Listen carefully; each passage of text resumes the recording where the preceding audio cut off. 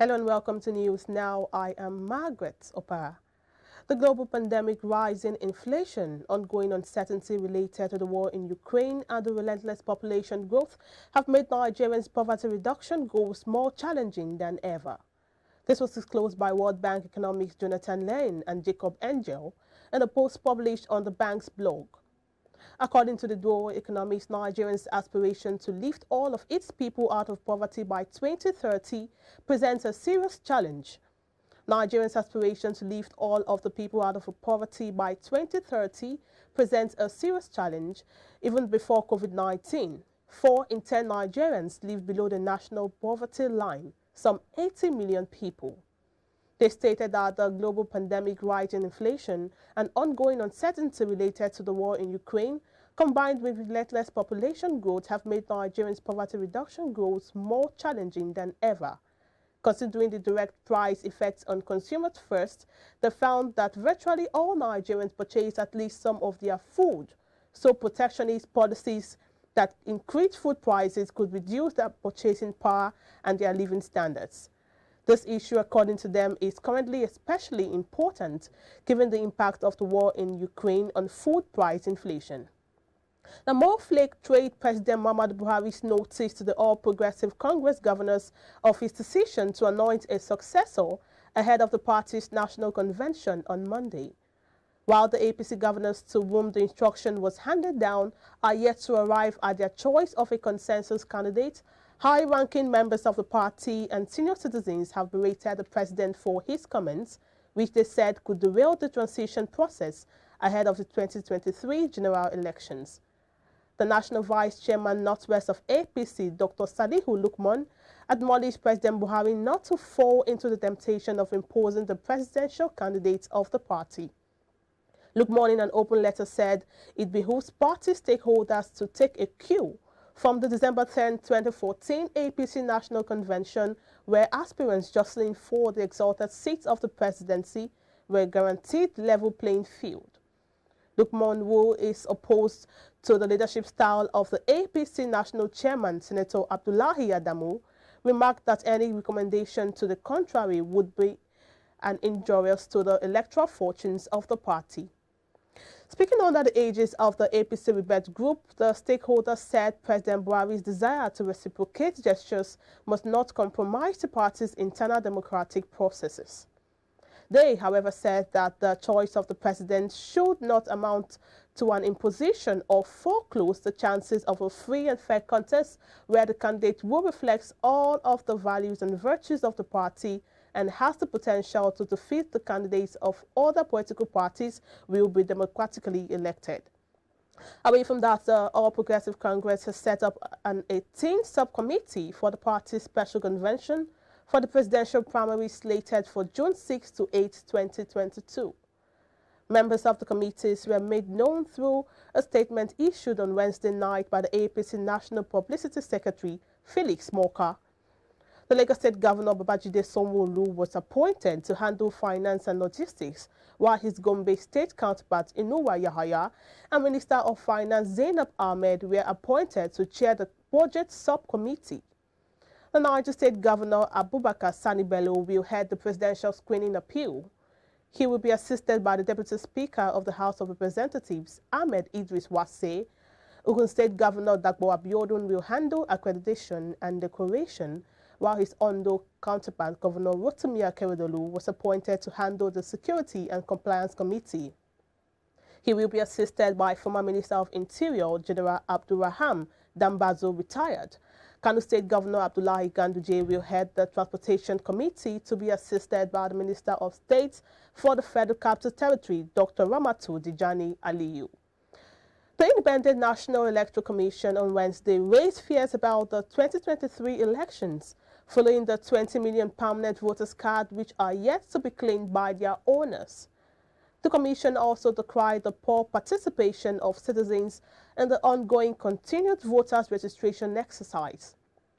INEC Deputy Director of Voter Education, Mary Nkem, stated this in Abuja during the launch of the PVC Bus Drive project, organized by a non-governmental organization, the Advocacy for Civic Engagement.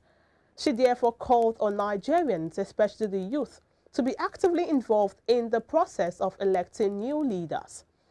The lawmakers representing Ishei, Kajola, Isewaju and Iwajoro Federal Constituency, Honorable SHINA PELLER, has once again called on the leadership of the All Progressive Congress to, as a matter of urgency, wade into what he termed illegality, which characterized the recently conducted Oyo North senatorial primary. Peller alleged that there was gross manipulation and misconduct during the process of electing a senatorial representative. The election did not hold yesterday. We believe that the election will hold today. And we woke up this morning to hear that the venue for the election has been shifted from the headquarters of the senatorial district. We have served the party a letter this morning asking the party if the people are complaining about delegates that they do not know about, then they should allow the people to go into direct primaries where we'll have an open play, where everybody can come with their party card and queue behind their candidate. But it seems like the party has refused to listen to this. I will not perpetrate any violence. I will excuse myself from here peacefully because I understand that peace must be promoted, especially as the Ayeder of the entire Yoruba land. The police have killed 2 bandits terrorizing the residents and travelers in Biringwari local government area of Kaduna State. The development comes 2 days after bandits attacked travelers along the Kaduna-Biringwari highway, where they kidnapped several passengers and set 8 vehicles ablaze. According to the spokesman of the Kaduna Police Command, Mohammed Jalige, the 2 bandits were killed by police operatives who repelled a kidnapping operation by a group of bandits at Kimdi village in Biringwari local government area of the state. The police spokesman also disclosed that several other bandits escaped with bullet wounds, while 2 AK-47 rifles were recovered by the operatives during the operation. The command says alongside the state government and other security agencies are working to ensure that the sanctity of human lives is adequately protected at all times, the spokesman explained. Away from that, the Federal High Court in Abuja was scheduled a hearing on Friday in the extradition proceedings initiated against suspended Assistant Commissioner of Police ABBA KYARI by the federal government. Justice Inec Laments chose the date on Thursday to enable the Attorney General of the Federation file a formal response to KYARI'S notice of primary objection challenging the competence of the extradition application filed by the AGF. The AGF applied to the court for permission to surrender KYARI to authorities of the United States in relation to his alleged link with international fraud suspect Abbas Ramon, aka Hush Puppy.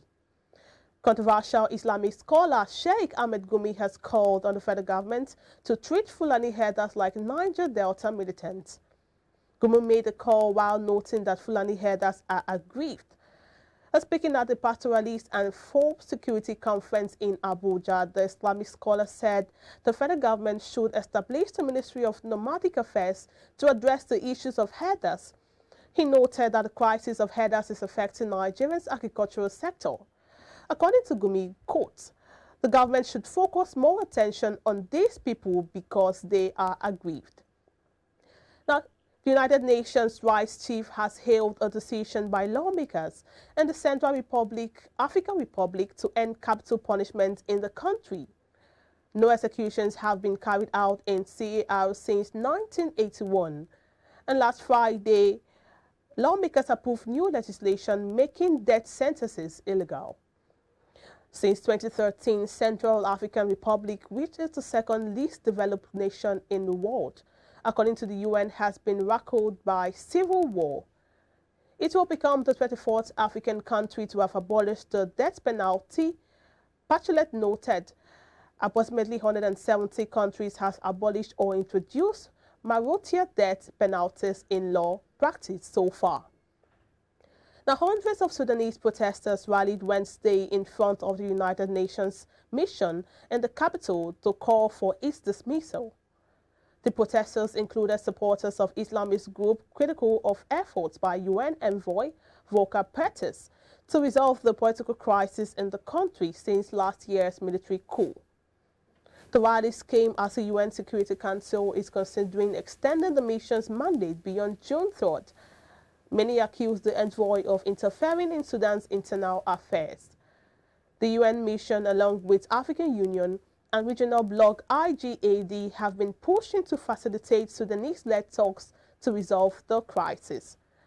And now on the foreign scene, the UN envoy says Yemen's warring parties agreed to extend a UN-brokered truce for 2 months under the same terms as the original deal that was due to expire on Thursday. Delegation from the Saudi-backed government and the move are expected to return to Jordanian capital Amman to continue talks. The truce has seen a halt to major military operations in Yemen and cross-border attacks in the 7-year war between Saudi-led coalition and the Iran-allied Houthi group, and helped to ease humanitarian crisis that has left millions hungry.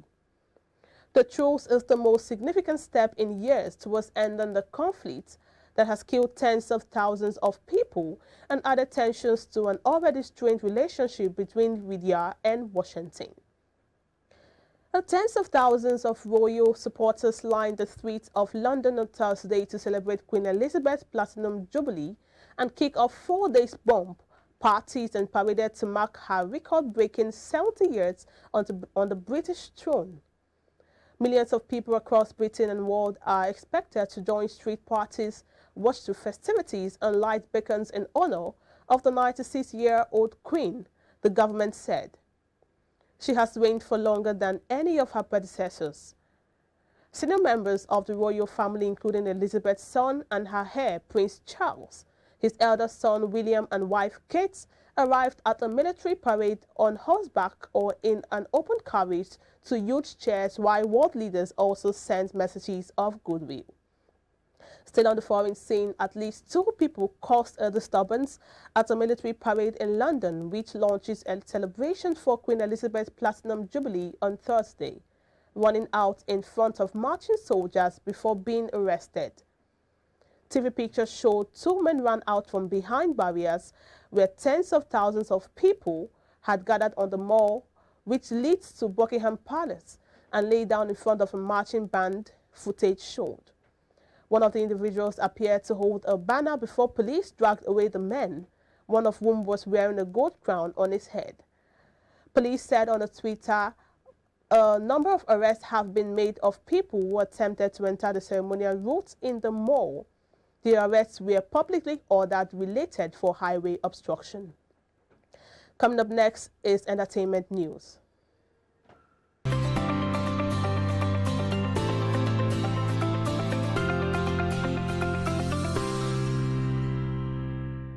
Hello and welcome to Entertainment Business. I am Chioma Amaribulum. Buga by Kiss Daniel and Techno spends a 3rd consecutive week atop the streaming charts and a 2nd week as the most heard song on radio. At number 1, it tallied 9.03 million equivalent streams and 59.3 million on Radio Reach. Maven's Overload Overdose with Arya Star, Crayon, Ladipo Magics, and Boy Spice rises to a new high of number 2 on the chart. It tallied 5.16 million equivalent streams and 49 million in radio reach. The song increased its activity on all platforms during the tracking week. Spinall and Asake's Palazzo drops 1 rung to number 3, while Burna Boy's Last is down to number 4. Omalay's Woman debuts at number 5 on the top 50 with 3.79 million equivalent streams, 40.3 million in radio reach, and 1.43 million in TV reach. And away from that, Johnny Depp won a defamation suit on Wednesday against his former wife Amber Heard after a jury found that she had defamed Depp in saying that he had abused her over the course of their relationship. Depp, who was not in court on Wednesday due to a previously scheduled work commitment, sued for $50 million in damages over a 2018 opinion editorial essay by Heard in the Washington Post. The jury awarded Depp $10 million in compensatory damages and $5 million in punitive damages in his defamation suit.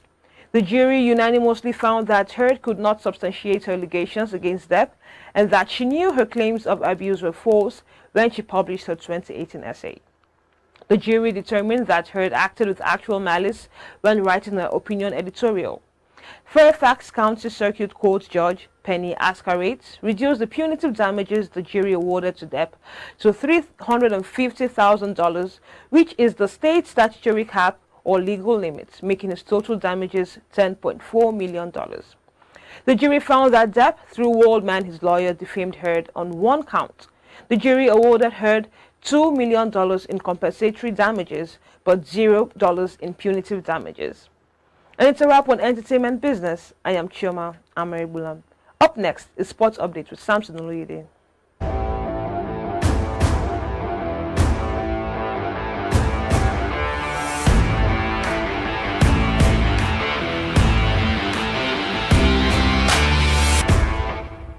Redbread Capital Partners have reportedly finalized the deal to purchase AC Milan, valuing the Italian Serie A champions at $1.3 billion. The New York-based private investment firm, which has $6 billion in assets under management, won its bid for the Milan-based club over Invest Corporation, the Middle East's largest alternative assets manager. Current owner Elliott Management will still keep a minority stake at the club. Invest Corporation, which has $41 billion in assets under management, was once in exclusive talks to buy AC Milan from Elliott, but failed to reach a deal before the end of an exclusivity period in April. AC Milan is currently the 14th most valuable football team in the world, according to Forbes. AC Milan is also in the process of receiving approval to build a new stadium to replace the historic Giuseppe Meazza Stadium at San Siro. The potential project, led by architectural design firm Populous, is estimated to cost $733 million. The club won its 19th Serie A title in the 2021-2022 season and generated $257 million in revenue in the year, up from $165 million in 2021. Still talking business, Spanish football giant Barcelona is seeking approval for a cash injection of up to $750 million. The fresh capital has been deemed necessary to alleviate the La Liga's football club's recent financial woes. In March 2021, Barcelona was technically bankrupt, and 3 months later, the club borrowed $605 million from Goldman Sachs. In October 2021, Barcelona reported $1.56 billion in debt. The $750 million investment will allow Barcelona to reshape its roster during the player transfer window, as it currently has a spending cap of minus $153 million, the only negative limit in Spanish La Liga. Barcelona would receive the money by selling future media rights and a minority stake in its Barca licensing and merchandising subsidiary. The club is willing to offload up to 49.9% stake in its BLM business. A sale of the stake will provide Barcelona with $214 million in cash. It is also seeking permission to sell up to 25% of its media rights revenue. The club's media rights deal could fetch as much as $536 million. Finally, on sports business at this time, cryptocurrency brands helped the NBA rake in $1.64 billion in annual sponsorship fees for the 2021-2022 season, a year-over-year rise of 12.5%, according to a study by sponsorship consultancy IEG. Brands in the cryptocurrency space alone spent more than $130 million for the season, with IEG's sponsorship intelligence database highlighting a massive increase from the season prior, when the sector spent less than $2 million.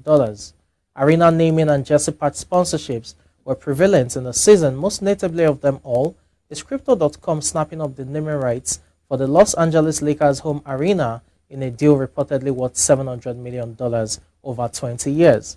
The study also shows that there were 9 new jersey patch sponsors, including the Philadelphia 76ers deal with Crypto.com, which is reportedly worth more than $10 million a year.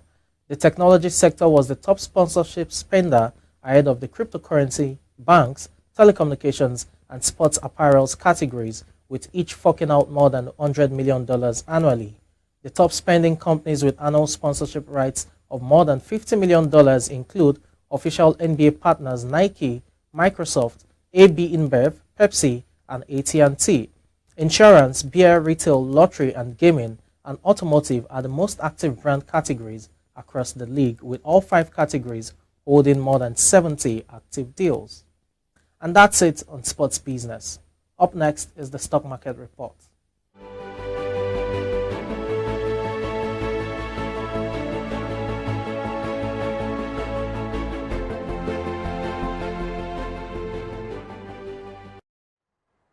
Glad to know you're still with us. Now let's bring you some stock market report. The Nigerian equities market declined further on Thursday as the Nigeria Exchange All-Share Index lost 0.21% to settle at 52,862.14 points from 52,974.15 points on Wednesday. In the same manner, the market's capitalization declined in value, losing 1 billion naira. The total volume traded on the floor of the exchange rose above 129.21 million units of shares and valued at 2.31 billion naira in about 3,438 deals. On the gainers list, Ella Lakes and MC Nichols led the chart with 30 kobo and 19 kobo each to close at 3 naira 42 kobo and 2 naira 17 kobo. PZ, Nigerian Aviation Handling Company, and Jay's Bank gained 1 naira 10 kobo, 58 kobo, and 5 kobo to close at 12 naira 60 kobo, 7 naira 80 kobo, and 90 kobo respectively. On the flip side, Global Spectrum Energy PLC led the chart, losing 27 kobo to close at 2 naira 50 kobo, as International Breweries lost 75 kobo to close at 7 naira 20 kobo. Shares of Royal Exchange, Linkashore, and Niger Insurance Company followed suit, losing 8%, 7.14%, and 4.76%. Well, that's it from the stock exchange market. And of course, it's a wrap on Business Now. A very big thank you for being a part of Business Now. My name is Omobolanle Adeshui. And from all of us here, enjoy the rest of your day. Bye for now.